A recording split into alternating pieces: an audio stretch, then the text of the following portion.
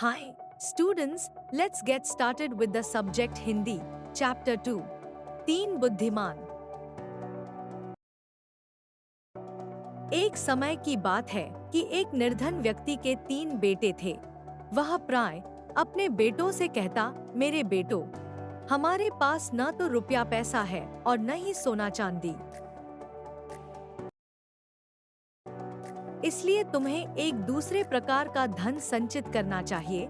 हर वस्तु और स्थिति को पूर्णतः समझने और जानने का प्रयास करो। कुछ भी तुम्हारी दृष्टि से न बच पाए। रुपए पैसे के स्थान पर तुम्हारे पास पैनी दृष्टि होगी और सोने चांदी के स्थान पर तीव्र बुद्धि होगी। ऐसा धन संचित कर लेने पर तुम्हें कभी किसी प्रकार की कमी न रहेगी और तुम दूसरों की तुलना में 19 नहीं रहोगे। समय बीता और कुछ समय पश्चात पिता चल बसे। बेटे मिलकर बैठे। उन्होंने सारी स्थिति पर विचार किया और फिर बोले, हमारे लिए यहाँ कुछ भी तो करने को नहीं। आओ, घूम फिरकर जगत देखें। आवश्यकता होने पर हम चरवाहों या खेत में श्रमिकों का काम कर लेंगे। हम कहीं भी क्यों न हों, भूखे नहीं मरेंगे। अंततः वे तैयार होकर यात्रा पर चल दिए। उन्होंने सुनसान वीरान घाटियां लांघी और ऊंचे ऊंचे पहाड़ों को पार किया। इस तरह वे लगातार 40 दिनों तक चलते रहे।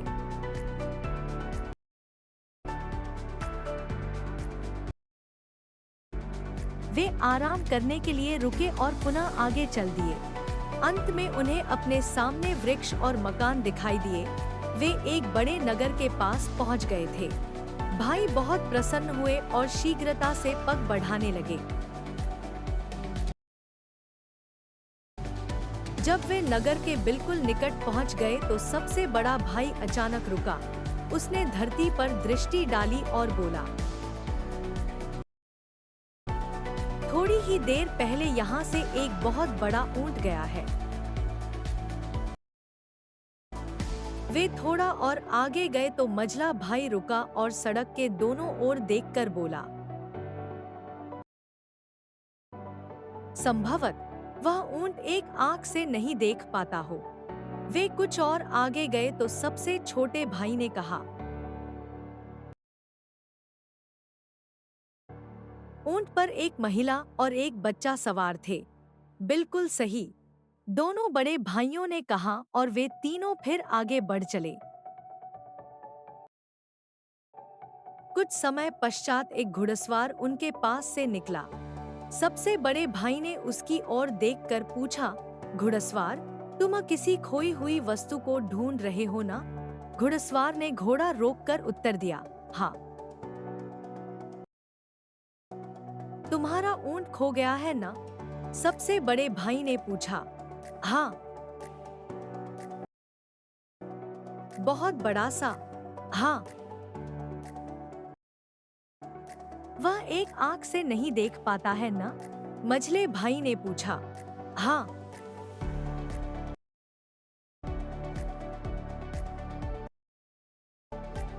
तो तुम्हारे पास है मेरा ऊंट। तुरंत बताओ, तुमने उसका क्या किया? हमने तुम्हारे ऊंट का मुंह तक नहीं देखा, भाइयों ने उत्तर दिया।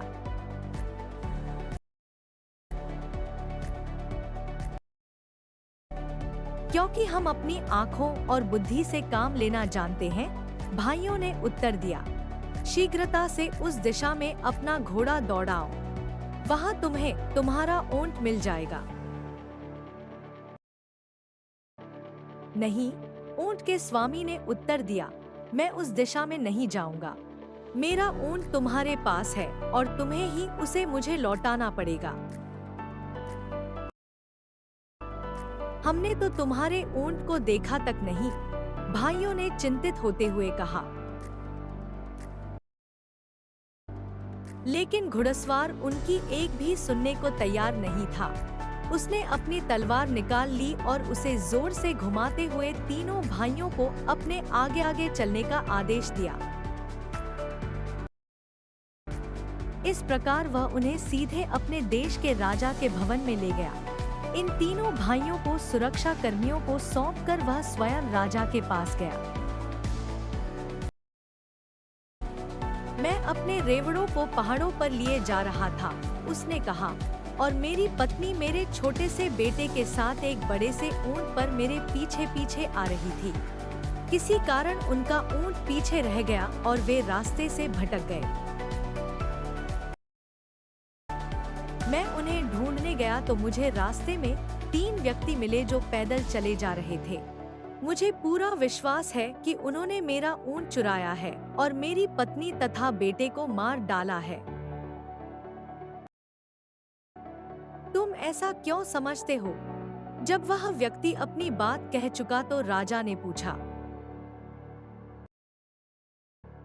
इसलिए कि मैंने उन लोगों से इस संबंध में एक भी शब्द नहीं कहा था, फिर भी उन्होंने मुझे यह बताया कि ऊंट बहुत बड़ा था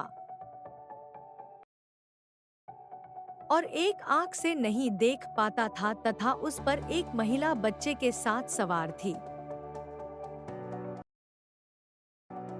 राजा ने थोड़ी देर सोच विचार किया और फिर बोला,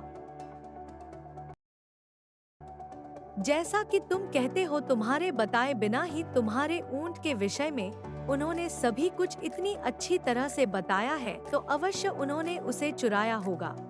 जाओ, उन चोरों को यहाँ लाओ। ऊंट का स्वामी बाहर गया और तीनों भाइयों को साथ लेकर झटपट अंदर आया। चोरों, तुरंत बताओ, राजा उन्हें धमकाते हुए बोला। तुरंत उत्तर दो, तुमने इस आदमी का ऊंट कहाँ छिपाया है?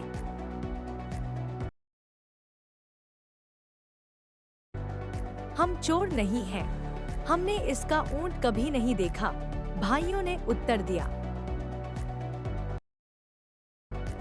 तब राजा बोला, इस व्यक्ति के कुछ भी बताए बिना तुमने ऊंट के विषय में सब कुछ बिल्कुल सही बता दिया। अब तुम यह कहने का कैसे साहस करते हो कि तुमने उसे नहीं चुराया?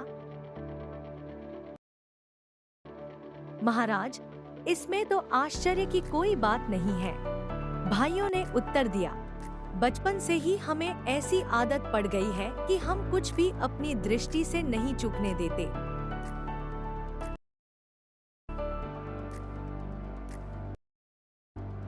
राजा हंस दिया।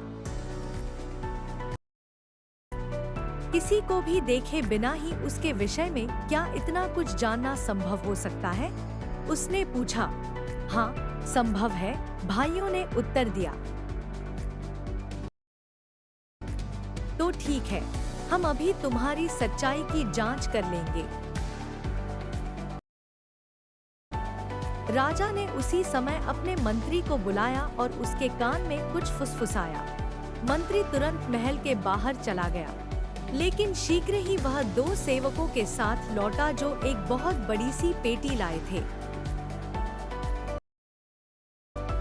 दोनों ने पेटी को बहुत सावधानी से द्वार के पास ऐसे रख दिया कि वह राजा को दिखाई दे सके और स्वयं एक ओर हट गए।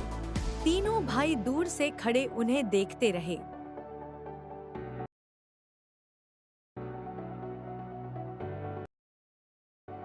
हाँ, तो चोरों, हमें बताओ कि उस पेटी में क्या है? राजा ने कहा। महाराज, हम तो पहले ही यह विनती कर चुके हैं कि हम चोर नहीं हैं, सबसे बड़े भाई ने कहा। पर यदि आप चाहते हैं तो मैं आपको यह बता सकता हूँ कि उस पेटी में क्या है। उसमें कोई छोटी सी गोल वस्तु है।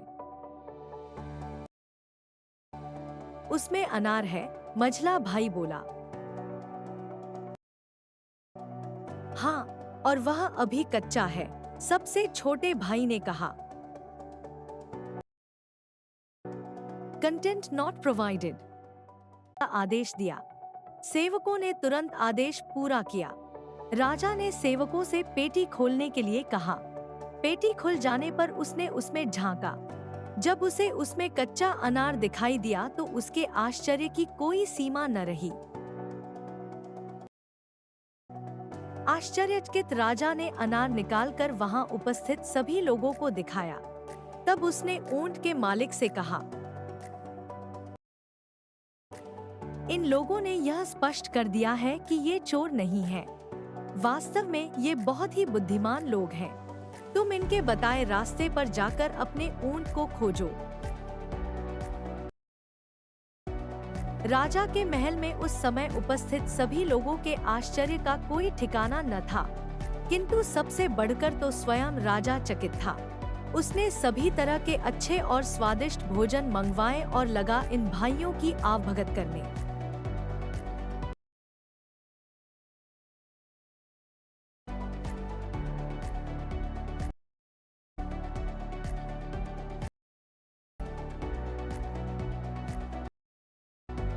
बहुत अच्छा, राजा ने कहा। अच्छा, अब यह बताओ कि तुम में से किसने इस घुड़सवार को यह बताया था कि उसका ऊंट एक ही आंख से देख पाता है? उसका तो सड़क पर चिन्ह नहीं रहा होगा। मैंने इस बात का अनुमान ऐसे लगाया कि सड़क के दाईं ओर की घास तो ऊंट ने चरी थी, मगर बाईं ओर की घास ज्यों की त्यों थी। मझले भाई ने उत्तर दिया। बहुत उत्तम, राजा ने कहा। तुम में से यह अनुमान किसने लगाया था कि उस पर बच्चे के साथ एक महिला सवार थी? मैंने, सबसे छोटे भाई ने उत्तर दिया। मैंने देखा कि एक स्थान पर ऊंट के घुटने टेककर बैठने के चिन्ह बने हुए थे। उनके पास ही रेत पर एक महिला के जूतों के चिन्ह दिखाई दिए।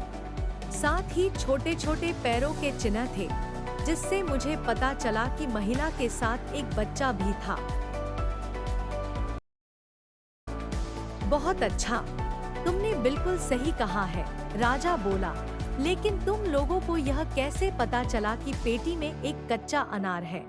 यह बात तो मेरी समझ में बिल्कुल नहीं आ रही। सबसे बड़े भाई ने कहा। जिस तरह दोनों व्यक्ति उसे उठाकर लाए थे, उससे बिल्कुल स्पष्ट था कि वह थोड़ी भी भारी नहीं है। जब वे पेटी को रख रहे थे तो मुझे उसके अंदर किसी छोटी सी गोल वस्तु के लुढ़कने की ध्वनि सुनाई दी। मझला भाई बोला, मैंने ऐसा अनुमान लगाया कि चूंकि पेटी उद्यान की ओर से लाई गई है और उसमें कोई छोटी सी गोल वस्तु है, तो वह अवश्य अनार ही होगा, कारण कि आपके महल के आसपास अनार के बहुत से पेड़ लगे हुए हैं। बहुत अच्छा, राजा ने कहा और उसने सबसे छोटे भाई से पूछा, लेकिन तुम्हें यह कैसे पता चला कि अनार कच्चा है? इस समय तक उद्यान में सभी अनार कच्चे हैं। यह तो आप स्वयं ही देख सकते हैं, उसने उत्तर दिया और खुली हुई खिड़की की ओर संकेत किया। राजा ने बाहर देखा तो पाया कि उद्यान में लगे अनार के सभी वृक्षों पर कच्चे अनार लटक रहे थे।